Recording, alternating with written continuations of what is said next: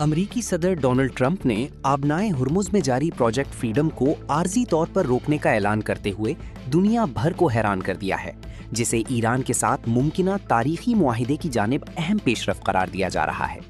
सदर ट्रंप ने अपने social media platform truth social पर जारी बयान में कहा कि पाकिस्तान समेत मुख्तलिफ ममालिक की दरखास्त और ईरान के खिलाफ हालिया फौजी कार्रवाइयों में कामयाबी के बाद ये फैसला किया गया है।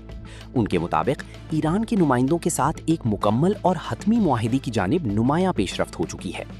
ट्रंप ने वाज़ेह किया कि अगरचे आबनाए हुर्मुज़ में नाकाबंदी बदस्तूर बरकरार रहेगी, ताहम जहाज़ों की महफूज आमद व रफ्त से मुताल्लिक प्रोजेक्ट फ्रीडम को वक्ती तौर पर मुअत्तल किया जा रहा है, ताकि देखा जा सके कि आया मुआहिदा हतमी शक्ल इख्तियार कर पाता है या नहीं।